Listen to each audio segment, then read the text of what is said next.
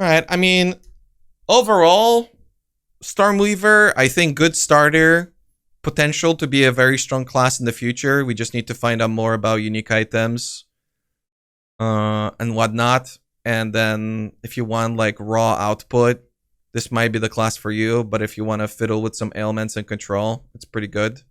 Chronomancer, it's a weird one. It's fully situational. It's primarily based around recovery and defenses. But through that, it can allow you to dish out a lot of damage. So if the game offers you tools to actually do big amounts of damage without having to specialize it through your Ascendancy, I can see Chronomancer being really potent. The Titan, I think the Titan is just overpowered straight up. I don't think... If you're like one of those guys who just wants to play something really strong and you don't want to think about it and you just want it to be straightforward and no mysteries, no surprises, no, we're not sure how this works, Titan is your guy. This guy is just so powerful. Every direction that you might want to go is just super effective. Titan might be like the people's go-to in my eyes. Warbringer, we really don't have enough information about this. We don't really know how almost anything works in regards to minions. We don't really know much about totems either and forms of scaling it. We don't really have a good idea of how this like encase in jade thing works and how effective it can be and how far it can scale. If you like the archetype, I think go for it, because overall it does seem like they've done a pretty good job with balancing. And the one big thing to keep in mind is that this class, I think, has the potential to be the best one in the entire game, depending on how the armor break mechanic works. If the armor break mechanic is just like a straight up reverse, like it's a negative of how the PoE1 armor calculation works, like this class will be able to scale into infinity damage. So it's definitely a YOLO choice for a starter. But again, if you like the archetype, I think you might have a lot of success and it might potentially be the best class in the game. The Deadeye, man, I don't know enough about frenzies, I think, to make a judgment call on Deadeye. This might be for somebody who has looked at like all the abilities and has potentially thought about like all of the skill combinations. It doesn't strike me as something particularly impressive, but again, that just might be because I'm underestimating the frenzy charges, and that's why I'm seeing it the way that I am. The point blank and the far shot are very underwhelming. Hopefully Endless Munition makes up for that difference. Gathering Winds and Windward is strong, but it's a very gameplay oriented thing that I just can't know, right? Like I have to play the game, see how maps are, see how maps feel, see how frequently you're actually taking damage to be able to tell. But again, it's another class that might potentially just be really OP depending on your skill combination, what kind of unique items we have in the game. The scaling is definitely there potentially compared to something, you know, a little bit more basic. Pathfinder, I think if you're one of those guys that wants sustain, wants recovery, likes the dot playstyle, and you know, misses PoE1 flasks, and you just want something solid from the get-go that's going to be reminiscent of PoE1, I think this might be like the only class for you. Because it seems like the only class that just outright can exist in combat for long periods of time. Obviously, we don't have like almost any information on any of these concoction type of abilities and how you can sync them up. I think as far as the elemental ones, it's most likely going to be utility. The bleeding concoction might be a build on its own. The poisonous concoction might be a build on its own. What I worry about poisonous concoction is that I think there's classes that just do it better. So I don't think this is going to be a class that you're going to want to be doing poison with, even though it's one of the primary things that you want to do. Because like, yeah, you can have double the number of poisons that you can inflict on a target, and you can scale the base poisons to 3, which means that it turns it from 3 to 6. But it comes with a massive downside of 35% less poison duration, which means that you're going to have to, you know, have a very, very active and quick playstyle, which I don't know if PoE2 realistically allows for that. So I think if you want to go poison, maybe even like Chayula guy is just stronger, or maybe forms of scaling crit with Blood Mage might be better. And then it pretty much is the exact same thought process for Bleeding Concoction. I think there's just other classes that do it better. So unless these skills are individually very, very, very powerful, yeah, Pathfinder is going to be something familiar, but not something that everybody should look to play. For the Witch, in my eyes, Blood Mage is busted. There's like a million different ways of scaling this thing.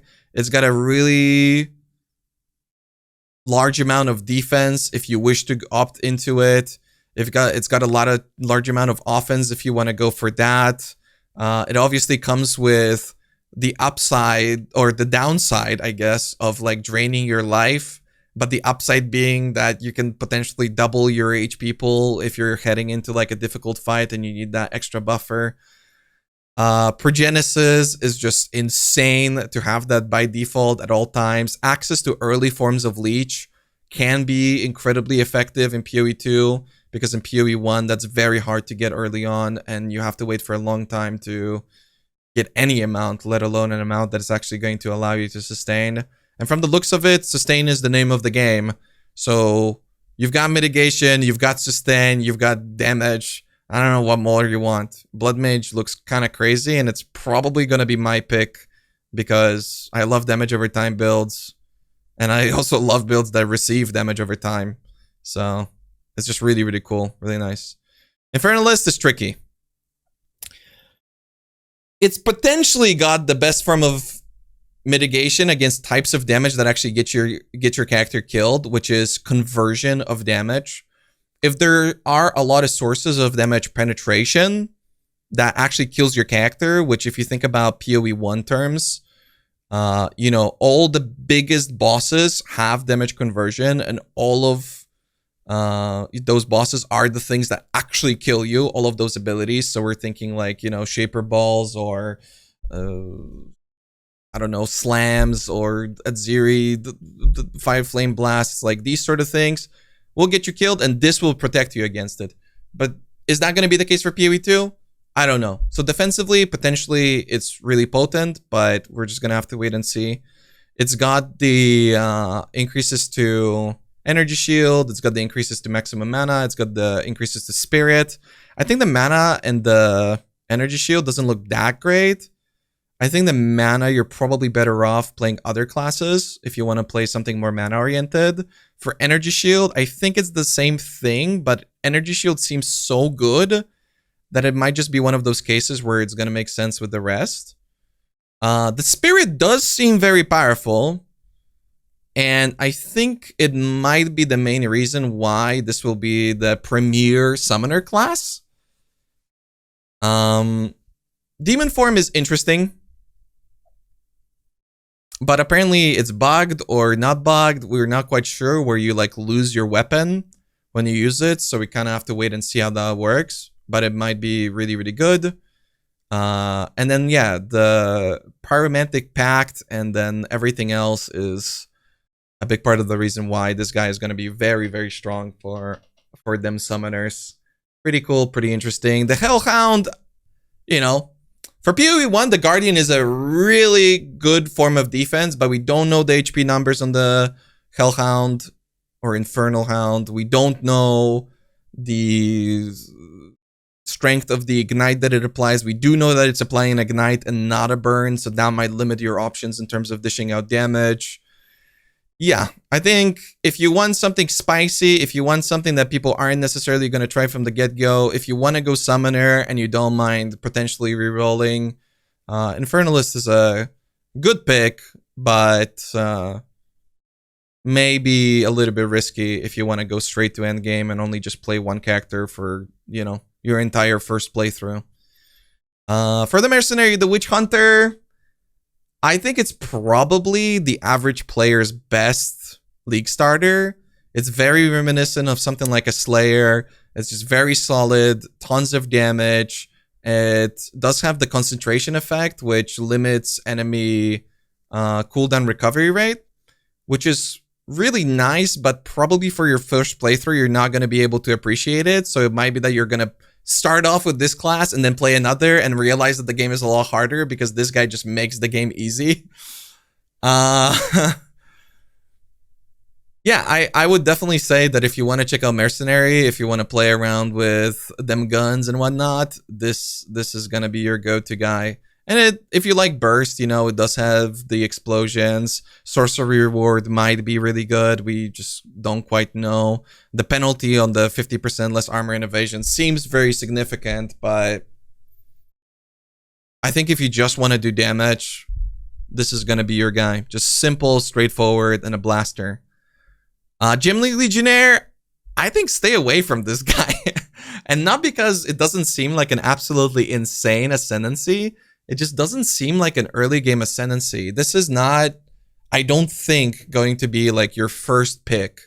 This is the character that you're playing, you know, you're playing a different character, you find a cool gem, you find a cool combination of gems, you find a cool item, you maybe think up a build that you might want to be playing for your second character.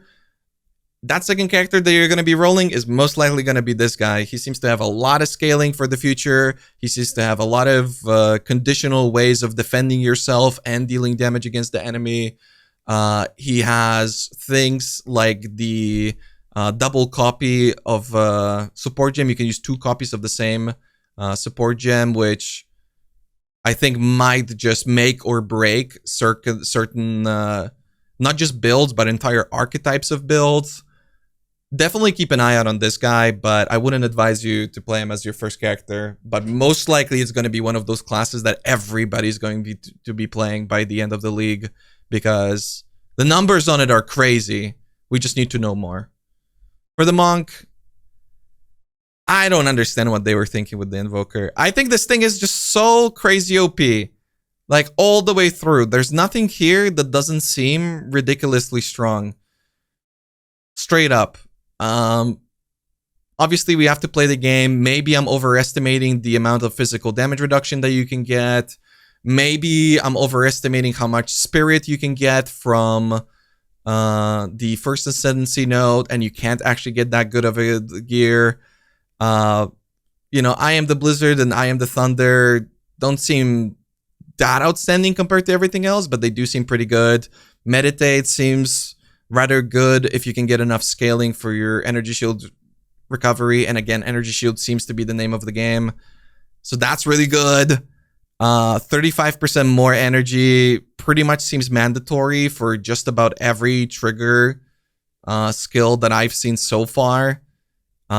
It's not the sort of thing that you're going to be skipping, because essentially you're skipping 35% more damage if you're assuming that you're only going to be doing damage by triggering different abilities. It's got the Inquisitor penetration, but better. And then it's got the Elemental Expression, which most likely is going to be, you know, an entire build on its own. It doesn't seem to have a cooldown. It does seem that you can really customize it in whatever way you want. And if we treat it like we treated Wild Strike in PoE1, it's just super potent. And then pretty much the same thing goes for the Acolyte of Chayula. I think this class has a ton of potential. It's still kind of uncertain how Leech works. We had a big debate on stream on how that works, but worst case scenario, it's just really good. So I don't really see that as a problem. Same for Consuming Questions. Again, anything related to Energy Shield seems really good. Chayula's Gift is just fine. Reality Rending seems like the old Trickster node from PoE1, but I think it's just going to be a lot more effective in PoE2, because if you can hit frequently enough, and the way that when it comes to ailments, enemies receive damage based off of the hit and not based off of the base damage of how hard you would hit, but instead how much damage things receive. You know, for something like an Ignite where you can only have one effect, you hit frequently enough, you get crits in, you get the 100% more damage because you can only have one ignite active. And same for something like Bleed. This is just insane. And I think even if you're hitting frequently enough, and maybe not frequently enough to get like 6 of these going, you can still get the 50% more damage going as well, right? So even if you're getting like 3 poisons, because you're not playing Pathfinder, so you can only have 3 poisons, why would you have the penalty of the 35% when you can have 100% more damage without the penalty on the duration compared to something like a Pathfinder? I don't know. This node, I think, is kind of a sleeper OP node. Into the Breach is insane. I don't see a whole lot of scenarios where you don't get just like an extra 140% more damage, which is by far the biggest number that we've seen. I mean, you can combine probably 3 to 4 of these Ascendancies together, and they don't give you 140% more damage. So, I mean, it's not exactly 140% more damage, but I mean, it's pretty close to it. And then Embrace the Darkness looks terrible. Grasp of the Void looks terrible. And Inner Silence looks terrible. But I'm kind of coping that these small nodes that we don't know what they give are going to give you something to make this make sense. But honestly, even if it doesn't, and even if it's just completely horrible and you don't benefit from it whatsoever, yeah, these nodes are just so good that you're never even gonna need to worry about this. And I can still see these bottom 3 making some sense on some builds that just don't scale a whole lot of life. And then, this extra 600 HP that you get from this might just be good somehow, maybe in some itemization scenarios. I don't know. Maybe that's coping. But overall, I don't know. The Ascendancies are really cool. I think GGG did a really good job. And yeah, I guess I look forward to playing them. And most importantly, I look forward to seeing what they're going to come up with next, because I thought that these Ascendancies are going to be a lot more similar to PoE1 Ascendancies. But goddamn, even the Ranger ones are very different, and it's going to make for a very different playstyle.